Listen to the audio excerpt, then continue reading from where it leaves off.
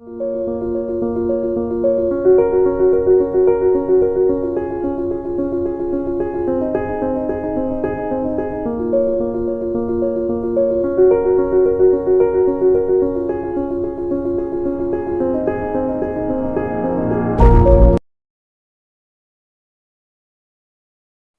विद्यार्थी मित्र, द्वितीय वर्ष वाणिज्य म्हणजेच सेकंड इयर बी.कॉम या वर्षी अर्थशास्त्र या विषयाअंतर्गत आपण व्यवसाय अर्थशास्त्र इकॉनॉमिक्स 201 या विषयाचा अधिक अभ्यास करणार आहोत. या विषयाच्या संदर्भात असणाऱ्या वेगवेगळ्या संकल्पना, वेगवेगळ्या परिभाषा, कन्सेप्ट्स, डेफिनेशन्स याविषयी आपण चर्चा करणार आहोत. याविषयी आपण अधिक अभ्यास करणार आहोत. आता आपल्याला माहीतच आहे की इयत्ता 9वी पासून आतापर्यंत आपल्या या पूर्ण वाटचालीमध्ये, शैक्षणिक वाटचालीमध्ये अर्थशास्त्र हा विषय प्रमुख विषय एक आहे. 1986 मध्ये ज्यावेळी नवीन सुधारित शैक्षणिक धोरण आलं त्यावेळीच शासनाने अर्थशास्त्र हा विषय अभ्यासक्रमात अनिवार्य किंवा महत्त्वाचा विषय आहे असं प्रतिपादित केलेलं होतं. आणि खरोखरच एका व्यक्तीपासून संपूर्ण राष्ट्रापर्यंत या विषयाची व्याप्ती आहे. आणि आपण सुद्धा इयत्ता 9वी पासून आणि त्याच्यानंतर 11वी पासून एक स्पेशल विषय म्हणून, विशिष्ट विषय म्हणून या अर्थशास्त्र या विषयाचा अभ्यास करत आहोत. एक महत्त्वाचा मुद्दा आपण अभ्यास पुढे करणारच आहोत, पण त्याच्याही पूर्वी एक महत्त्वाचा मुद्दा की एखादी गोष्ट आपल्याला जर व्यवस्थित समजायची असेल किंवा ती एखाद्या गोष्टीमध्ये ज्या वेगवेगळ्या संकल्पना आहेत त्या आपल्याला व्यवस्थित समजून घ्यायच्या असेल तर एक महत्त्वाची गोष्ट म्हणजे की ती गोष्ट किंवा तो मुद्दा हा आपल्याला नीट समजला पाहिजे किंवा तो विषय आपल्याला नीट समजला पाहिजे. उदाहरणार्थ आपण इयत्ता 1पासून आतापर्यंत मराठीचा अभ्यास करत आहोत, मराठीमध्ये बोलत आहोत, मराठीमध्ये लिखाण करत आहोत.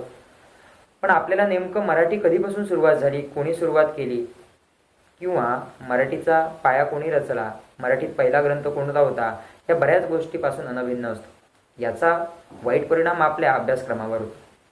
कारण आपल्याला विषयाचा मूळ गोष्ट, मूळ तत्वच माहीत नाही, विषयाचं मूळच माहीत नाही तर त्या विषयातील अन्य संकल्पना आपल्याला नीट समजत नाहीत. समजलेल्या असतात त्यासुद्धा घोकमपट्टी करून किंवा अवांतर वाचन करून त्या फक्त समजून न घेता पाठांतरित केलेल्या असतात. महत्त्वाचं आहे की आपल्याला अगोदर एवढी वर्ष आपण अभ्यास करत आहोत अर्थशास्त्राचा, त्या अनुषंगाने आपल्याला अर्थशास्त्र किंवा अर्थशास्त्राची व्याप्ती किंवा अर्थशास्त्राचं मूळ कुठे आहे हे समजणं खूप गरजेचं आहे. तरच आपण या अर्थशास्त्राच्या संदर्भात असणाऱ्या वेगवेगळ्या संकल्पना व्यवस्थितपणे समजू शकतो. आता अर्थशास्त्र, इकॉनॉमिक्स, आयकोमिनिया या शब्दापासनं हा शब्द इकॉनॉमिक्स बनला. आता काय नेमकं इकॉनॉमिक्स किंवा नेमकं अर्थशास्त्र म्हणजे काय आणि कुठपासून हे सुरुवात झालेली आहे हे आपल्याला माहिती असणं खूप गरजेचं आहे. आपल्याला माहीत नसेल तर इसवी सन पूर्व 3ऱ्या शतकात, आता इसवी सन नंतर 2021 हे वर्ष चालू आहे, जवळपास 2000 वर्ष होत आली, त्याच्याही पूर्वी 3ऱ्या शतकात, इसवी सन पूर्व 3ऱ्या शतकात मगध या देशात, म्हणजे ज्या ठिकाणी चंद्रगुप्त मौर्य यांचा राज्यकाळ होता, त्यावेळी कौटिल्य नावाचा एक महान अर्थशास्त्रज्ञ होऊन गेला. भारतामध्ये त्यांनीच या अर्थशास्त्राचा पाया रचलेला आहे. त्यांनी पुस्तक लिहिलेलं होतं कौटिल्याचं अर्थशास्त्र आणि त्याच्यावरच बेस हे आजचं आपलं अर्थशास्त्र, सुधारित अर्थशास्त्र आहे. आता अर्थशास्त्र म्हणजे काय, उगम कसा झाला माहीत आहे. त्यानंतर या अर्थशास्त्रामध्ये, या सब्जेक्टमध्ये बरेच अपडेशन आलेत, अपग्रेशन होत गेलं, अधिक सुधारित माहिती येत गेली आणि ती सुधारित माहिती अभ्यासक्रमात इन्क्लूड होत गेली. आता नेमकं अर्थशास्त्र म्हणजे काय. आता अर्थशास्त्र हे आपल्या गरजांशी संबंधित आहे आणि साधन संपत्तीशी. दोन या ठिकाणी महत्त्वाच्या संकल्पना आहेत, आपल्या गरजा आणि साधन संपत्ती. आता मानवी गरजा या अमर्यादित आहेत, त्या मर्यादित नाहीत, कारण अन्न, वस्त्र, निवारा, आरोग्य, शिक्षण या 5 आपल्या मूलभूत गरजा आहेत. पण त्याच्याही व्यतिरिक्त माणसाच्या इतर गरजा आहेत. चैनीच्या वस्तू म्हणा, उपभोगितेच्या वस्तू म्हणा, अनेक गोष्टींबद्दल माणसांना आकर्षण वाटत असतं. एक साधा वाटसरू चालत असेल तर त्याला वाटत असतं सायकल हवी, सायकल मिळाल्यावर त्याला वाटत असतं की आपल्याकडे 2 व्हीलर मोटरसायकल हवी, मोटरसायकल असल्यावर त्याला वाटत असेल की आपल्याला 4 व्हीलर हवी. माणसाच्या गरजा ह्या मन ठरवत असते आणि मन ही जगातील सगळ्यात चंचल आणि सगळ्यात वेगवान गोष्ट आहे. त्यामुळे आपलं मन किती गरजा निर्धारित करू शकतं आपल्या मनाला कोणत्या गोष्टीचं आकर्षण वाटू शकतं, कोणती गोष्ट हवीशी वाटू शकते हे सांगता येत नाही. आपल्या गरजा ह्या अमर्यादित आहेत, पण त्या गरजा पूर्ण करण्यासाठी जी साधनं आहेत ती बऱ्याच अंशी मर्यादित आहेत. आता उदाहरणार्थ, एखाद्या व्यक्तीकडे साधन सामग्री ही मर्यादित आहे, म्हणजे त्याच्याकडे जवळच एक 600 रुपये आहेत आणि तो एका कापड दुकानात गेला आणि त्याला एक शर्ट घ्यायचा आहे आणि त्याच्याकडे खिशात फक्त 500 ते 600 रुपये आहेत. तो ज्यावेळी त्या शर्ट घेण्यासाठी दुकानात गेला त्यावेळी त्याला एक शर्ट आवडलं, पण ज्यावेळी त्याला किंमत समजली त्या शर्टची, दुकानदाराने सांगितली, तर त्याची किंमत 1300 रुपये होती. मग यावेळी त्याची आवड काय आहे, ते 1300 रुपये शर्ट घेण्याची, पण त्याच्याकडे साधन काय आहे, पैसा हा किती आहे, फक्त 600 रुपये. मग तो काय करतो, ताळमेळ घालतो. गरज तर त्याची पूर्ण व्हायची आहे, त्याला शर्ट तर हवा आहे, पण त्याची आवड किती आहे, 1300 रुपयांचं ते शर्ट घेण्याची, पण त्याच्याकडे पैसे किती आहेत, फक्त 600 रुपये. मग तो त्या दुकानदाराला सांगतो की मला ते नको, 600 रुपयांचं शर्ट द्या, आणि तो आपली गरज पूर्ण करतो. महत्त्वाचा इथे या ठिकाणी विषय कोणता आहे, तर आपल्या अमर्यादित गरजा आहेत, आपल्या आवडीनिवडी भरपूर आहेत, पण त्या सगळ्याच पूर्ण होतात असं नाही. आपल्या समाजात 3 वर्ग आहेत. आपल्या सोसायटीमध्ये 3 फॅक्टर्स आहेत, rich, middle class and poor, म्हणजेच श्रीमंत, मध्यमवर्गीय आणि गरीब. श्रीमंतांच्या सगळ्या गरजा पूर्ण होऊ शकतात, कारण त्यांच्याकडे साधन सामग्री किंवा उत्पादनाच्या साधनाची मालकी त्यांच्याकडे असते. पण मध्यमवर्गीय किंवा गरिबांकडे साधन सामग्री पुरेशी नसते. मग त्यांच्या त्या गरजांना त्यांना आवर्त घ्यावं लागतं. आवर्त म्हणजे काटकसर करावी लागते, कारण गरजा ह्या अमर्यादित आहेत, मात्र त्या गरजा पूर्ण करणारी साधनं ही मात्र खूप मर्यादित आहेत. साधनं, सगळ्यात महत्त्वाचं साधन पैसा हा खूप मर्यादित आहे. त्यामुळे आपण आपल्या सगळ्या गरजा ह्या पूर्ण करू शकत नाही. मग आपण त्यापैकी, त्या इतर सगळ्या गरजांपैकी महत्त्वाची गरज कोणती आहे ती पूर्ण करण्याचा प्रयत्न करतो. त्यांचा ताळमेळ घालण्याच्या दृष्टीने अनेक कृती करतो. म्हणजेच अर्थशास्त्र म्हणजे काय, तर अमर्यादित गरजा आणि त्या गरजा पूर्ण करण्यासाठी असणारी मर्यादित साधन सामग्री यांचा मेळ घालण्याच्या दृष्टीने होणाऱ्या मानवी कृतींचा अभ्यास. यांचा मेळ घालण्याच्या दृष्टीने मानवाकडून अनेक कृती होतात. त्याच्या गरजा भरपूर आहेत, पण हातात खिशात पैसा कमी आहे.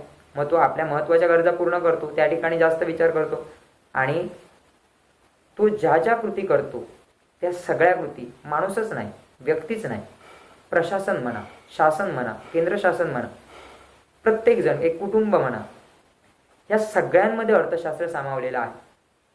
म्हणजेच अर्थशास्त्र म्हणजे काय, तर अमर्यादित गरजा आणि मर्यादित साधन सामग्री याचा ताळमेळ घालण्याच्या दृष्टीने मानवी कृतींना किंवा मानवी कृतींचा अभ्यास ज्या शास्त्रात केला जातो ते म्हणजे अर्थशास्त्र. आणि हे अर्थशास्त्र अगदी एका व्यक्तीपासून, कुटुंबापासून, गावापासून ते देशापर्यंत सगळ्यांमध्ये अत्यंत उपयुक्त आणि सगळ्यांमध्ये महत्त्वाचं असं एक सामाजिक शास्त्र आहे, पैशांचं शास्त्र आहे. आणि आताचं जग हे बऱ्याच अंशी पैशाने चाललेलं आहे, आणि पैसा हा सगळ्यांकडे किंवा उत्पादनांची, साधनांची मालकी ही सगळ्यांकडे सारखी नाही, बऱ्याच अंशी ती कमी जास्त प्रमाणात आहे. त्यामुळे प्रत्येकाला त्या गरजा पूर्ण करता येत नाही. म्हणून माणूस अनेक कृती करतो, काटकसर म्हणा, बचत म्हणा, आणि त्यातून आपल्या ज्या मूलभूत गरजा आहेत त्या पूर्ण करण्याचा प्रयत्न करतो. आणि या संबंधी ज्या ज्या तो कृती करतो, या संबंधी ज्या ज्या कृती त्याच्याकडून होतात, ते म्हणजेच त्या कृतींचा ज्या ठिकाणी अभ्यास केला जातो, ज्या शास्त्रात अभ्यास केला जातो, ते म्हणजेच अर्थशास्त्र. आता आपल्याला 2 महत्त्वाच्या गोष्टी समजल्या की अर्थशास्त्र कुठून सुरुवात झालं. भारतात अर्थशास्त्र जवळपास 3ऱ्या शतकापासून, मग त्याच्याही पूर्वी मगध या देशात जे कौटिल्य होते त्यांच्यापासून सुरुवात झालेले अर्थशास्त्र अपग्रेड होता म्हणजे त्यात नवीन माहिती इन्क्लूड करत आतापर्यंत आपल्याकडे पुनर्रचित स्वरूपात आलेलं आहे. वेगवेगळ्या डेफिनेशन्स, वेगवेगळ्या संकल्पना आपण इयत्ता 9वी पासून समजून घेतच आलेलो आहोत. आता अर्थशास्त्र म्हणजे काय हे सुद्धा आपण समजलो की अमर्यादित गरजा आणि मर्यादित साधनं अशा दृष्टीने ताळमेळ घालून माणूस ज्या ज्या कृती त्या संदर्भात करतो ते त्यांचा अभ्यास ज्या शास्त्रात केला जातो ते अर्थशास्त्र. आता आपण यावर्षी द्वितीय वर्ष वाणिज्य या वर्षात अर्थशास्त्र या विषयाअंतर्गत व्यवसाय अर्थशास्त्र ही एक वेगळी शाखा अभ्यासणार आहोत. त्यामध्ये पहिलाच पाठ आहे किंवा एक पहिलंच पुस्तक आहे, तेच म्हणजे व्यवसाय संस्था आणि मागणीचं विश्लेषण. अर्थशास्त्रात बऱ्याच संकल्पना आहे आणि अर्थशास्त्रीय भाषा सुद्धा वेगळी आहे. आता व्यवसाय संस्था आणि मागणीचं विश्लेषण या पुस्तकाचा विचार करता आपल्याला पहिलाच पाठ आहे की काही मूलभूत संकल्पना आहेत, संयंत्र, व्यवसाय संस्था आणि उद्योग. मग यांचा आपण अधिक अभ्यास या सेक्शनमध्ये करणार आहोत. आता संयंत्र,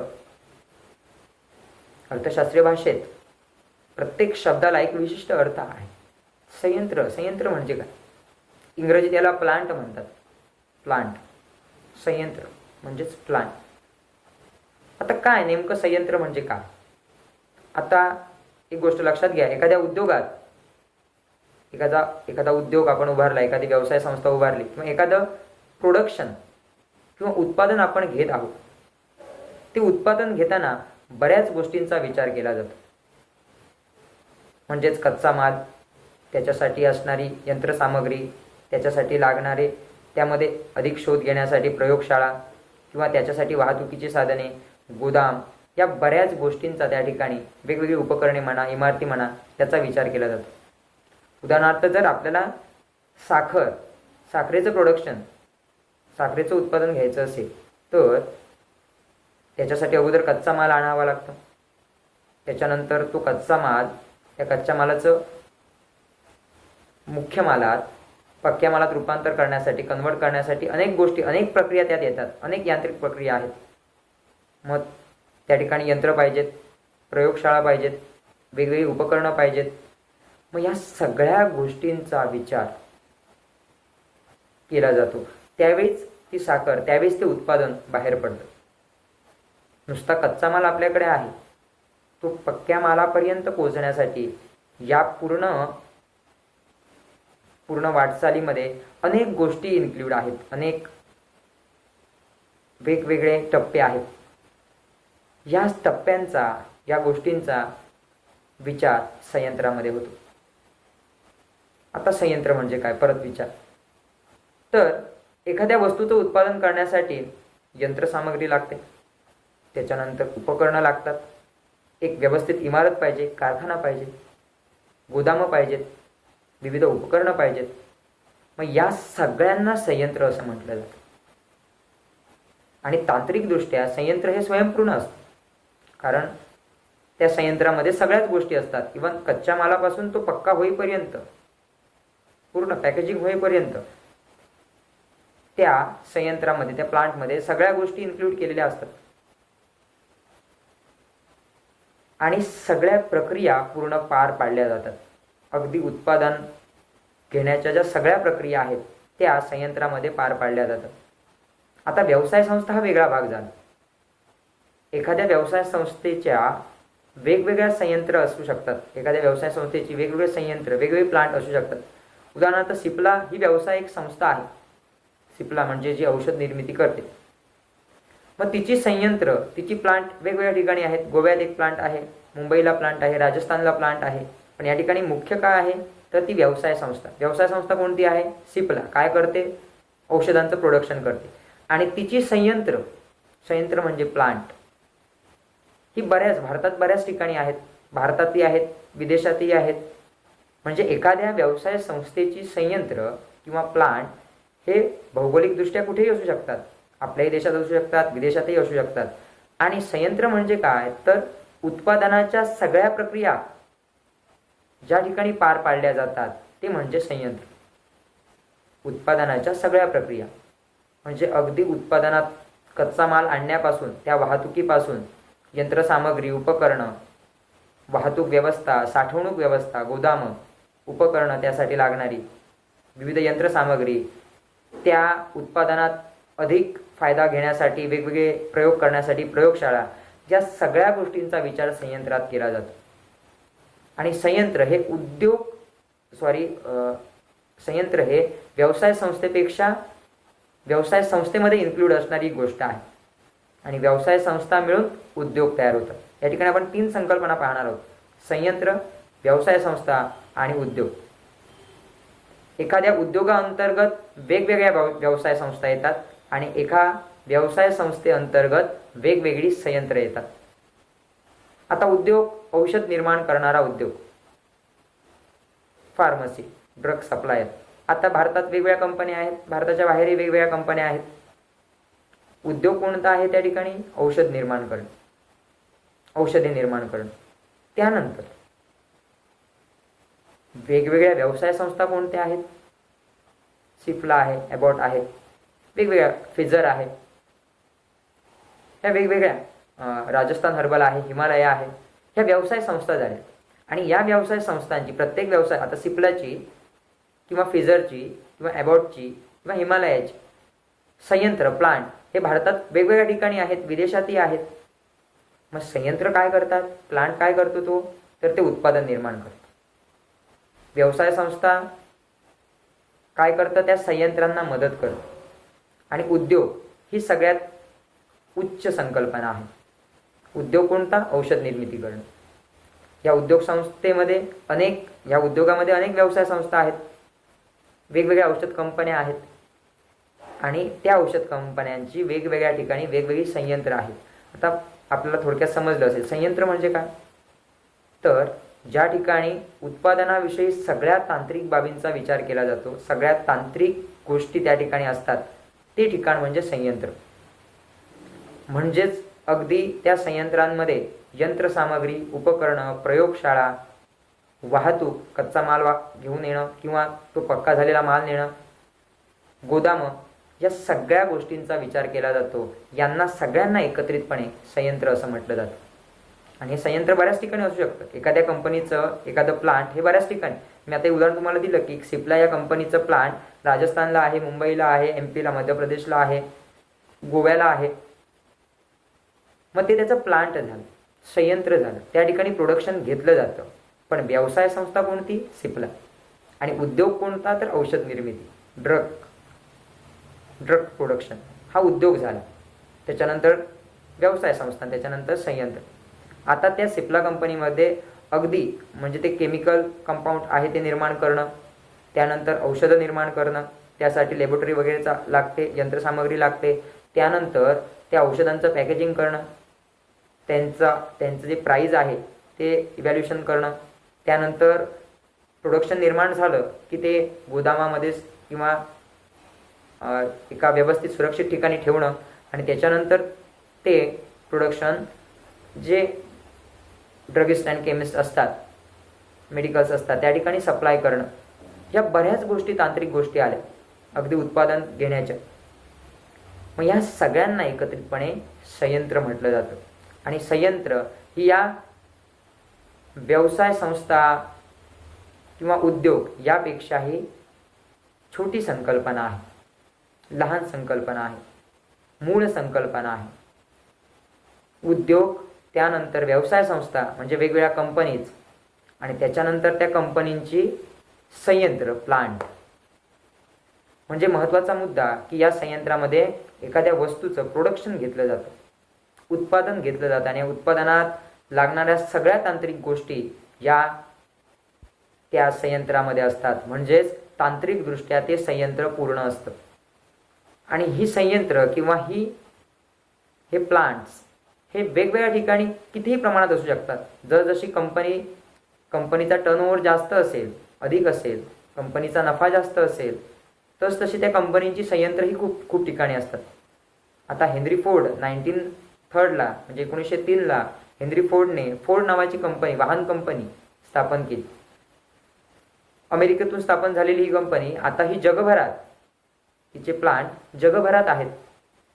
म्हणजे व्यवसाय, उद्योग कोणता झाला? वाहन निर्मिती. व्यवसाय संस्था कोणती? कंपनी कोणती? फोर्ड. आणि त्याची प्लांट भारतात पण आहेत, जर्मनीमध्ये आहेत, ऑस्ट्रेलियामध्ये आहेत. म्हणजे संयंत्र ही कुठेही असू शकतात. आणि संयंत्रामधून महत्त्वाचं काय तर उत्पादन निर्माण केलं जातं. म्हणजे या पूर्ण उत्पादन निर्माण करताना यंत्रसामग्री म्हणा, प्रयोगशाळा म्हणा, उपकरणं म्हणा, इमारती, रस्ते, गोदामं या सगळ्या गोष्टींचा विचार केला जातो, या सगळ्या तांत्रिक बाबींचा विचार केला जातो आणि या सगळ्या तांत्रिक बाबींना एकत्रितपणे संयंत्र असं म्हटलं जातं. आणि संयंत्र हे तांत्रिकदृष्ट्या स्वयंपूर्ण असतात. आणि ही आपली सगळ्यात या प्रकरणातील फर्स्ट कन्सेप्ट आहे संयंत्र. त्याच्यानंतर व्यवसाय संस्था. एखादी व्यवसाय संस्था ही संयंत्रांचं संयोजन म्हणा, नियोजन म्हणा, हे सगळ्या गोष्टींचा वापर केला, या सगळ्या गोष्टींमध्ये त्या संयंत्रांना सहाय्य करत असते. व्यवसाय संस्था या संयंत्रांपेक्षा मोठ्या असतात. एका उद्योगातून या अनेक व्यवसाय संस्था निर्माण होतात. आता पोलाद उद्योग म्हणा किंवा वाहन उद्योग म्हणा, औषध निर्माण उद्योग म्हणा किंवा फळ प्रक्रिया उद्योग निर्माण म्हणा, या उद्योगांमध्ये अनेक कंपन्या आहेत. टेलिकॉम उद्योग आता सध्या IT उद्योग हा विस्तारत चाललेला आहे. अशा अनेक उद्योगांमध्ये त्या उद्योगाच्या अनेक व्यवसाय संस्था निर्माण झालेल्या आहेत. आणि प्रत्येक व्यवसाय संस्थेचं संयंत्र म्हणजे त्या व्यवसाय संस्थेची उत्पादनं त्या संयंत्रात निर्माण केली जातात. आजच्या आपण या लेसनमध्ये संयंत्र ह्याविषयी माहिती पाहिली. संयंत्र हा सगळ्यात महत्त्वाचा घटक आहे, कारण या संयंत्रामधूनच, या प्लांटमधूनच उत्पादन घेतलं जातं. अगदी कच्च्या मालापासून त्याचं पक्क्या मालात रूपांतर करताना अनेक तांत्रिक घटक यामध्ये आहेत आणि त्या सगळ्या तांत्रिक घटकांना एकत्रितपणे संयंत्र असं म्हटलेलं आहे. आपण इकॉनॉमिक्स 201 व्यवसाय अर्थशास्त्र या विषयाशी अंतर्गत आपला पहिलाच लेसन आहे. काही मूलभूत संकल्पना, संयंत्र, व्यवसाय संस्था आणि उद्योग यामधील आपण पहिला भाग पाहिला म्हणजे संयंत्र. उत्पादनाच्या दृष्टीने ज्या वेगवेगळ्या तांत्रिक गोष्टी आहेत त्यांचा अंतर्भाव या संयंत्रामध्ये होतो. आणि सगळ्यात महत्त्वाचं की ही संयंत्र ही तांत्रिकदृष्ट्या परिपूर्ण असतात. म्हणजे अगदी कच्च्या मालापासून पूर्ण पक्का माल होईपर्यंत, ऊसापासून साखर होईपर्यंत त्या प्लांटमध्ये, त्या संयंत्रामध्ये सगळ्या गोष्टी केल्या जातात. वेगवेगळी उपकरणं, वेगवेगळी यंत्र किंवा वेगवेगळी टेक्नॉलॉजींचा वापर करून पक्का माल निर्माण केला जातो. अगदी पॅकेजिंग किंवा प्राइस इव्हॅल्युएशन या सगळ्या गोष्टींचा त्या ठिकाणी अंतर्भाव असतो. म्हणजेच संयंत्र ही स्वयंपूर्ण आहेत. आणि एखाद्या व्यवसाय संस्थेची संयंत्र ही वेगवेगळ्या ठिकाणी असू शकतात. म्हणजे एकाच ठिकाणी असं नाही. म्हणजे सिप्ला कंपनीचं, सिप्ला ही व्यवसाय संस्था झाली, हिचं प्लांट किंवा हिचं संयंत्र फक्त गोव्यातच आहे असं नाही, तर ते गोव्यातही आहे, त्यानंतर मुंबई आहे, परत राजस्थानला आहे, पंजाबला आहे, बऱ्याच ठिकाणी आहेत त्याची, प्रत्येक स्टेटला आहेत. का आहेत? कारण त्यातून प्रोडक्शन निर्माण केलं जातं आणि या प्रोडक्शनमुळेच त्या व्यवसाय संस्थेचा टर्नओव्हर जास्त होतो. म्हणून एखाद्या उद्योगामध्ये व्यवसाय संस्था महत्त्वाच्या असतात आणि त्या व्यवसाय संस्थेमध्ये संयंत्र महत्त्वाचे असतात, कारण संयंत्रामार्फतच त्या उद्योगास किंवा त्या व्यवसाय संस्थेला उत्पादन प्राप्त करून दिलं जातं. आणि आज आपण या संयंत्राविषयी अधिक माहिती घेतली.